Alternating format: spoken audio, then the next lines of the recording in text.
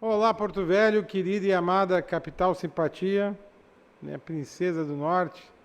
Vocês estão bem, meus queridos que nos veem? Como é que está a tua vida? Espero que bem, né? Que tenha sobrevivido ao Covid a maioria, né? E que se não tiver sobrevivido, pelo menos ainda se mantenha sobrevivendo, né? E a vida é assim, minha gente. A nossa vida continua. E a gente tem que tentar resistir. Tem honra os que já foram. Então, muito obrigado pela tua audiência. Obrigado por me receber na tua casa. E que a gente possa, de alguma forma, levar informações sempre que agreguem valor na tua vida. Mas sempre, a primeira coisa é evocar, né? Aqui e aí, sobre todos nós, as bênçãos e a presença de Deus. Que o grande arquiteto do universo sempre nos dê mais justiça, paz, perfeição, luz, força e beleza em tudo que fazemos.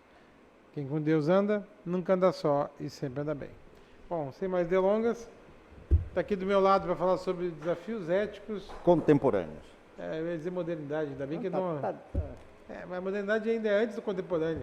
Tem gente que diz que o contemporâneo está dentro da modernidade. Tem essa briga aí também, se estamos na modernidade ou na pós-modernidade. Eu acho que estamos na pós, verdade, passando para outra já. Depois da pós-verdade tudo é possível. Né? Tu sabe que... Bom, vocês lembram dele, né? Ele trabalha aqui no programa. Talvez de vez em quando estou por aqui. Depois do dia 15 ele deve voltar, eu acredito. Né? E ali tá as meninas, que daqui a pouco eu já vou chamar, tá? A dona Camila, a dona Thaís, mas deixa eu falar algumas coisas contigo antes de eu chamar elas. Tu sabe que esse problema da pós-verdade, eu descobri qual é o problema da imprensa atualmente. Um dos, né, pelo menos. É que a imprensa não consegue se movimentar tão rápido quanto o fato. E aí quem gera o fato, quem publica o fato, publica segundo a sua ótica. E aquela é a verdade até que se estabeleça a contradita da situação. Né? Só que a distância, quem por ser primeiro, ele pega um monte. Já a contradita nem sempre alcança todo mundo que alcançou da primeira vez. E aí então nós temos duas verdades, o que aconteceu e o que foi divulgado. E a imprensa, por ter uma ética pessoal, uma ética profissional, ela julga em tese os dois lados. E quem está na rua com o celular, se acha o repórter da vez, ele julga o que ele está vendo conforme a compreensão de mundo dele. Né? Então, seguindo assim, eu não sei qual vai ser o futuro da imprensa, viu? Eu não sei, porque o sistema da imprensa que nós conhecemos, e aí vai entrar na ética da modernidade, não tem como se estabelecer, porque o outro um é instantâneo e o outro é programado. Entre o instantâneo e o programado, o instantâneo leva vantagem. É a história do travesseiro de penas, né? Você sobe do telhado, solta o travesseiro de penas, é como aquela informação, a fofoca, enfim, que vai longe. Aí depois, para você consertar isso, imagina se você consegue depois ir pegar pena por pena, né? A informação é assim, ela se espalha e se ela é feita com pouca responsabilidade... das redes sociais e dos celulares com câmera, a coisa está meio bagunçada. É verdade. Mas isso aí você vai abordar na sua entrevista. Perfeito, meu irmão. Como é que você tá? O pai está bem, a mãe está bem? Tudo bem. Tudo bem, todo mundo se cuidando. Tá aí, eu estou com saudade tua, ver se tu volta semana que vem. Vamos. Tá? Agora eu vou devolver tudo para as meninas. Vou começar pela dona Camila, que é estreante. Estreando esse mês no programa. Sim, dona Camila, tudo bem? Tudo. Boa noite. E bom dia também, porque pode ser 6 da manhã e pode ser boa tarde se for no domingo. Então, programa multihorário. Multihorário. Tá, mas é um olá, assim. É um olá, a gente dá um olá geral por isso. A gente nunca sabe a hora que vai sair o programa, nem a hora que a pessoa vai estar assistindo. Tem um dos YouTube que fala, olá, bom dia, boa tarde, boa noite, eu sei que está me assistindo no horário que bem imagina. É quase isso, né? É bem isso. Mas fique à vontade, pode saudar o nosso entrevistado e falar a nossa população. Bom, eu estou muito feliz de rever meu antigo professor da Universidade Federal de Rondônia. Olha aí. Né? Ele me conheceu aqui há uns 15 anos atrás, né? E sempre vi ele trabalhando com vários projetos dentro da universidade. E eu achei que o tema dele é super interessante pelo fato de envolver diretamente as questões atuais, principalmente em relação à imprensa, que foi o que você citou, né? E a questão de ética hoje em dia não está só voltada para a imprensa, mas tem todas as profissões, principalmente nesse período agora, né, que nós estamos em mais um momento da política, que literalmente é extremamente importante, porque nós precisamos de bons políticos, políticos éticos, uma sociedade ética, para que a gente possa ter um município melhor, né? Porque sem a ética nós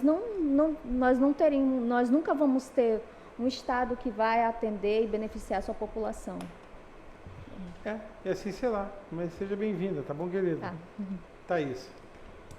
Doutor Josenir, prazer tê-lo aqui mais uma vez para esse bate-papo de aprendizado ímpar. É uma grata satisfação poder conhecer um pouquinho mais sobre a filosofia, sobre como a filosofia pode nos ajudar e reforçando a importância da filosofia em vários níveis da educação. Eu acho que já abordamos algumas vezes esse assunto e ele a cada dia se faz mais presente, mesmo que inconscientemente, mas ele se faz cada dia mais presente na nossa sociedade. Agradeço mais uma vez de estarmos aqui com vocês em casa. Não esqueçam de curtir, compartilhar nosso Facebook, nosso Instagram, se inscreva no nosso canal do YouTube, compartilhe e vamos ao nosso bate-papo importante aqui de hoje.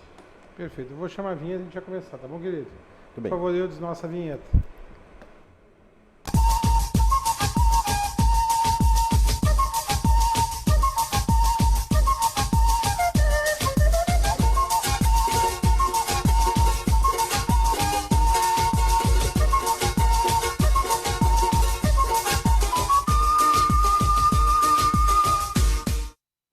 Bom, vamos lá. Professor, consegue me conceituar o seu tema?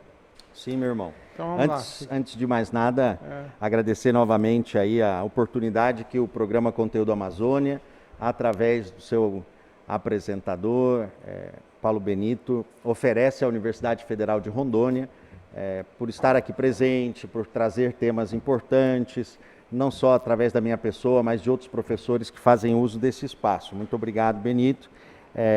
Fazer uma saudação para a Thaís e para o Eudes, que estão sempre aqui cuidando da qualidade na frente e atrás das câmeras, né? E dar as boas-vindas à Camila, que está passando a integrar a bancada. Muito bem, Benito. É muito importante que a gente tenha novos membros e possa contar com novas perspectivas. A Camila, de fato, nós a conhecemos lá na universidade, estudando bastante, envolvida nas questões dos movimentos lá estudantis e tal, sempre uma pessoa engajada, com uma boa história aí para contribuir com a nossa sociedade. Muito bem. Com relação ao tema, desafios éticos contemporâneos, o Benito falou, mas o que contextualiza isso, né? A ética é uma parte da filosofia que estuda o que é o bem. É isso. Tem um monte de gente que usa o termo ética aí sem nem saber o básico do assunto, né? Então, é a busca do bem. Na discussão pública, ou seja, a ética pública é a busca do bem comum, né? Do bem daquelas situações que possam trazer o bem para todos, o bem comum, né?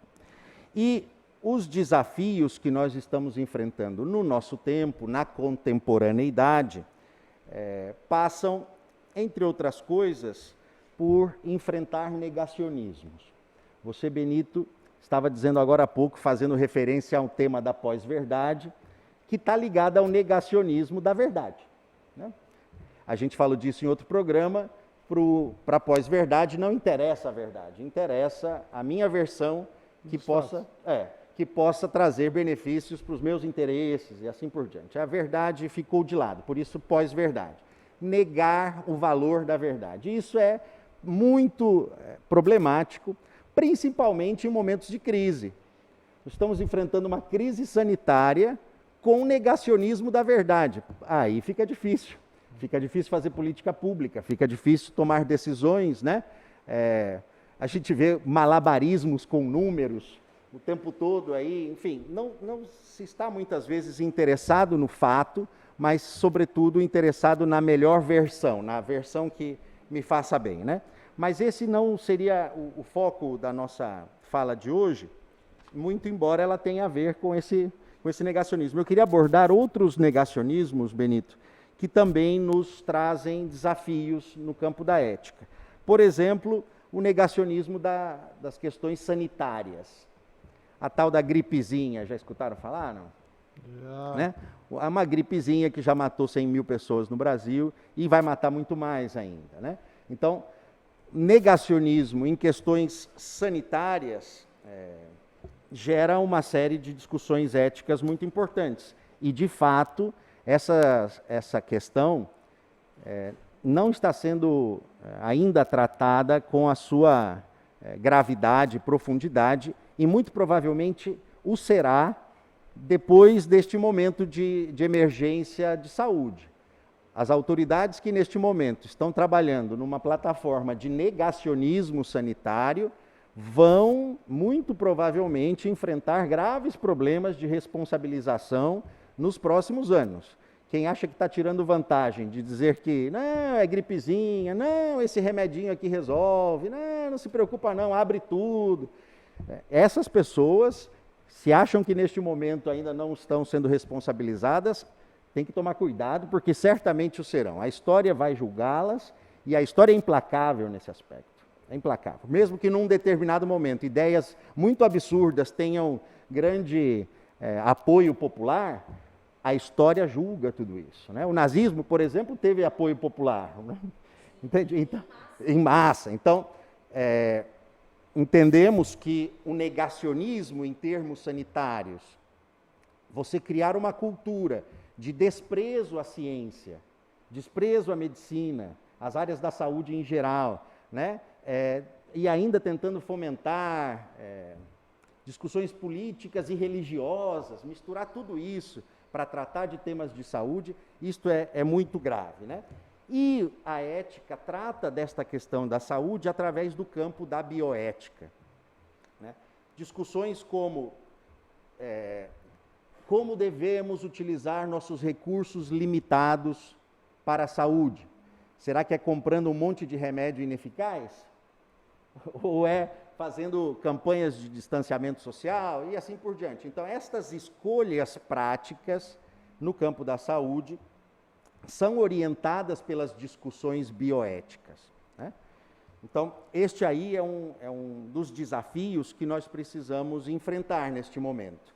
É eticamente importante a gente defender a ciência como o caminho para se lidar com os problemas de crise sanitária no nosso país. Esse é um desafio, né? Um segundo desafio é a questão do negacionismo ambiental. Então, a gente já falou rapidinho, aqui na introdução do Benito, do negacionismo da verdade, que fez referência ao tema que a gente discutiu na outra entrevista. Falamos agora do negacionismo no campo da saúde e quero falar do negacionismo ambiental. Como é que está o céu de Porto Velho, meu irmão Benito? Esfumaçado. Esfumaçado, já faz quanto tempo? Ah, não, já faz uns 2 meses. Pois tem problemas na Amazônia ou é só um foguinho que uma tribo indígena está colocando? Como é a versão oficial apresentada no Encontro das Nações Unidas pelo nosso representante nacional. Nosso chanceler. Não é? De modo que,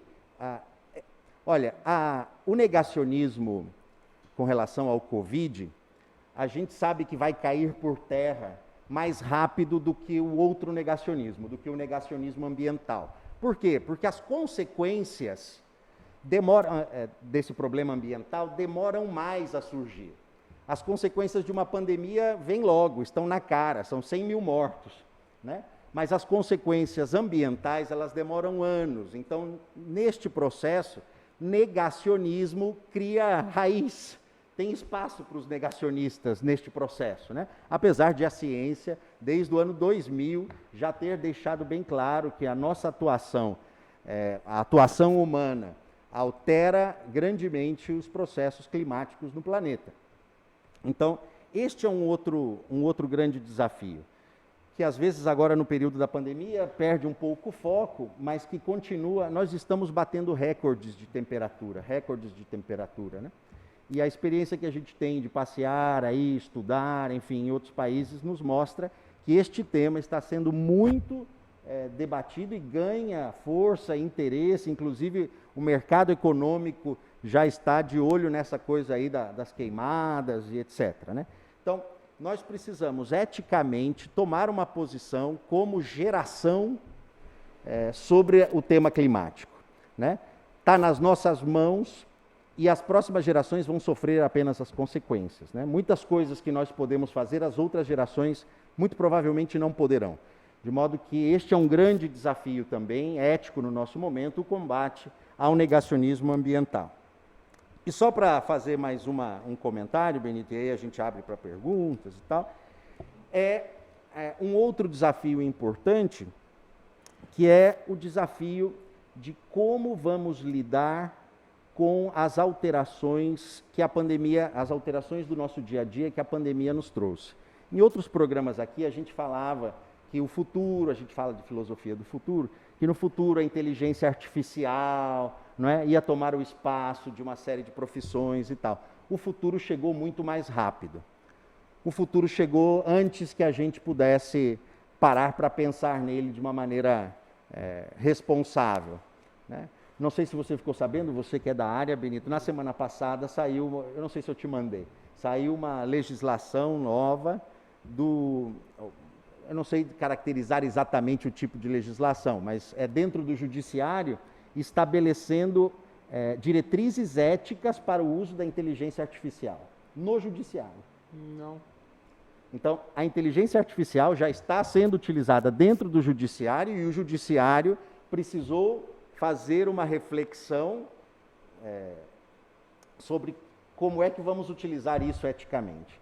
E a inteligência artificial, a tecnologia como um todo, passou a ter muito mais importância agora com a pandemia. É um salto de anos. A gente que estava se preparando para as coisas, é um salto enorme, né? E uma dessas consequências deste império tecnológico é o que aconteceu no campo. No campo, quando a tecnologia chegou no campo, o que aconteceu? Desemprego, êxodo rural. Era muito melhor comprar máquinas do que manter empregados lá. E os empregados, a força de trabalho veio para a indústria, na cidade, para o comércio, né? O êxodo rural. Agora, muita gente da cidade não vai ter mais emprego. Simplesmente porque um monte de trabalho já está sendo feito pelas tecnologias. Falo isso, por exemplo, do caso dos professores. Só para dar um exemplo. Com a tendência de educação à distância, a tendência é que as aulas sejam gravadas e uma aula que antes servia para 50 alunos, agora serve para 5.000, 50.000, e isso impacta o mercado de trabalho, sem dúvida, né? Também no campo do jogo, enfim, o mercado de trabalho entra numa crise quando a tecnologia passa a fazer o papel que as pessoas faziam. E aqui vamos precisar, em breve, discutir isso. Os caminhos para o nosso futuro econômico não passam pelo negacionismo não, abre tudo porque a economia não é esse o grande desafio. O grande desafio é como vamos empregar, como sociedade, como vamos empregar uma grande massa de desempregados, uma nova leva de desempregados, né? E aí teorias clássicas, como por exemplo o marxismo, né? Teorias clássicas perdem um pouco a sua eficácia quando a força de trabalho do trabalhador, que é aquilo que na teoria lá, né? Olha, eu entro com a minha força de trabalho e tal, a mais-valia. Com máquina, acabou essa. O trabalhador é dispensável. Quer fazer greve? Fique à vontade. É dispensável. Então, é um outro desafio importante, e estou encerrando, é um outro desafio importante que precisamos enfrentar, entender o emprego como um elemento de dignidade, de cidadania, e como é que o Estado vai orientar isso. Uma das soluções que os estudiosos estão falando é de um retorno ao campo, em mini propriedades, em pequenas propriedades, né? gerando autonomia de produção e tal. Seria um modelo aí possível deste novo tipo de êxodo, agora um êxodo urbano, né? Voltar para o âmbito rural, tentando promover esses mecanismos de autonomia de produção e assim por diante. Enfim, são temas muito importantes, muito interessantes e que estão sob nossa responsabilidade como geração neste momento. Tá, Camila, pode comentar ou perguntar, se sabe. Bom, Joseni, você falou sobre a questão da ética sanitária, né? E isso vai cair sobre os representantes públicos muito mais rápido do que as outras éticas que você citou. Aqui no estado de Rondônia, nós estamos enfrentando a pandemia por uns 5 meses já. E ao longo desses 5 meses, a imprensa foi enfrentada de frente pelo poder público do estado, dizendo que estava mentindo em várias situações, né? Número de leitos, número de mortos, a situação dos hospitais de campanha. E essa semana, a imprensa divulgou que os leitos, 58 leitos do novo anexo do Hospital Semetron, que era exclusivo para pacientes de Covid, não estão funcionando, né? Ele foi reformado pela iniciativa privada. Houve aquela situação toda, a empresa está mentindo, certos sites em coletivas de imprensa atacando diretamente jornalistas. De fato, aquela confusão toda só gerou o quê? 58 leitos vazios, sem pacientes de Covid, porque não tem equipe técnica de limpeza, segundo a diretora adjunta do Semetron. E segundo o secretário adjunto da CESAL, o que está faltando lá é equipamentos, porque ele foi uma reforma parcial. E aí eu volto para a questão ética, né? Ética sanitária. A responsabilidade do poder público em relação à ética está comprometida no nosso estado, porque acusar certas instâncias que são importantes na nossa sociedade, como a imprensa, é perigoso. Mas você acha que essas consequências vão ser agora, a médio prazo, longo prazo? E como é que o governo deveria, de fato, trabalhar com a ética, principalmente no período de pandemia? Muito bem, Camila. Essa ética sanitária, o tema da bioética, estava muito deixado de lado, né? Tanto é que no avanço dessa perspectiva de diminuir o Estado, então nós estamos num momento político nacional e internacional em que uma teoria liberal ganha espaço. E como teoria, vale a pena escutá-la, conversar, debater e tal. Essas teorias defendem o Estado mínimo, a redução do Estado e, portanto, com relação à sua questão, a redução do sistema público de saúde. No final das contas é o seguinte: queremos pagar menos impostos e cada um se vire para cuidar da sua saúde, né? Essa é a ideia por trás. Cada um, liberdade, cada um tem a liberdade de fazer o que quiser e o Estado diminui. Esta visão foi profundamente, agora é profundamente, estruturalmente questionada no momento de pandemia. Então, uma coisa, ficou claro que você sendo de direita ou de esquerda, um país com um sistema de saúde público que funcione bem é algo fundamental para todo mundo, né? É importante. E a gente precisa, então, olhar nesse sentido. De fato, é quase inacreditável, e eu não esperava que o nosso país reagisse desta forma diante de uma pandemia, com as coisas que você falou aí, né? E partindo de grandes autoridades até quem nem tem cargo, a sua atuação política muitas vezes é de negar, de atacar e assim por diante, né? É por isso que eu digo que esse é um grande desafio ético neste momento e me preocupa o fato de, no momento em que mais precisamos deste tipo de discussão ética, como a ética sanitária, a bioética, a filosofia tem perdido espaço no âmbito formativo do nosso país. O recém-fugido ministro da Educação, antes de fugir para outro país, disse que filosofia é irrelevante.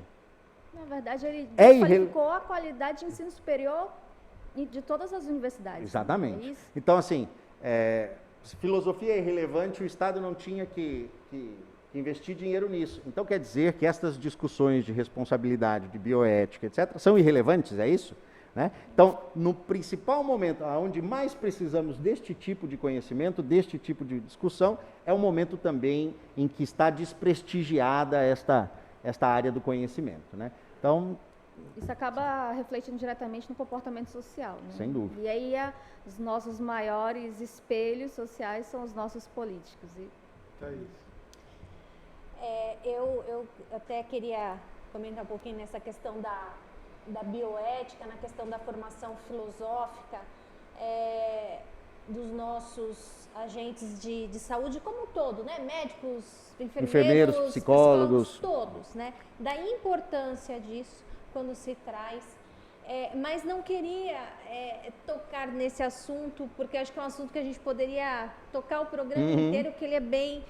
Tem muita coisa muito recente que estamos passando aqui, tanto na esfera do Estado quanto do município, né? Bem críticas, bem preocupantes e que a gente precisa realmente olhar com um olhar bem criterioso, né? Mas você tocou logo no comecinho num ponto falando sobre, perguntando pro Benito a questão da fumaça, né? E aí eu me lembro um dia que nós estávamos descendo ali uma rua que dá para o Madeira, perto de casa, e eu bati uma foto, eu falei assim, e mandei para uns amigos num grupo de São Paulo, eu falei assim, olha, de fumaça tropical, nossos lagos, nossos rios, nossas matas, tudo enfim, né? E aí o azul, nosso céu é sempre azul, não está dando certo, não. Pois é. E aí eles falaram assim, nossa, mas isso daí é agora, né? Eles acharam que eu estava brincando. Sim, a nossa Amazônia, enquanto dizem que não estamos queimando, nós estamos queimando. Nós não só queimamos pelo sol, por ser um estado já quente por sua natureza, ainda a contribuição e a destruição de uma das nossas riquezas. Pessoal, eu vou chamar só 30 segundos de intervalo, a gente volta só para concluir, tá? Muito obrigado, meu irmão. Jogo rápido é no ar. Outro carro.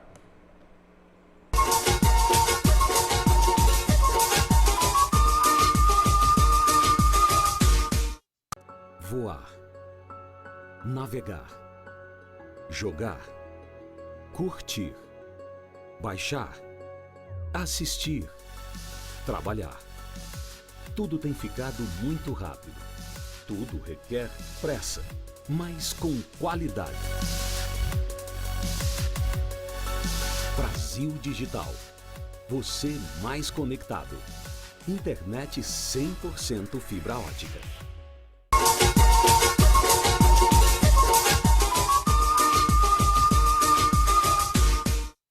Professor, viu como foi rápido o intervalo? O pessoal não teve nem de ir no banheiro. Concluindo. Eu agradeço, Benito, pelo espaço de trazer esse tipo de discussão. É uma discussão muito importante e, às vezes, com pouca entrada social, né? Com pouca penetração. Mas água mole em pedra dura, né? De modo que eu agradeço muito e espero que a gente, aos poucos, tome consciência do tamanho da nossa responsabilidade como geração. Na nossa geração está acontecendo coisas que em outros momentos da história não aconteceram. E, em especial, uma mudança muito rápida no nosso estilo de vida, na nossa forma de lidar com a natureza, enfim. Né? Então, cabe a nós, neste momento, com maior amadurecimento filosófico, ético, ter um posicionamento. Muito obrigado, Benito, muito obrigado aos membros da bancada, à equipe aqui e, sobretudo, a vocês de casa que acompanham o programa. Um grande abraço. Thaís, concluindo. Doutor Josenir, muito obrigada mais uma vez pela sua presença aqui no nosso programa. Muito bom, tempo muito curto. Volte mais vezes, que esse tema aqui, se outros não fazem, nós faremos. Muito bem. E a você de casa, até o próximo programa. Camila. Mais uma vez, obrigada, professor, pelo que você detalhou aqui e eu acho que esse tema é extremamente importante para a gente voltar outras vezes e discutir. Muito bem, obrigado. E por hoje é só, pessoal, que o grande arquiteto universo continue descobrindo a todos com sua luz, sua vida, seu amor, e eu te conto aqui com certeza no próximo programa. Foi um privilégio ter estado com vocês. Até lá.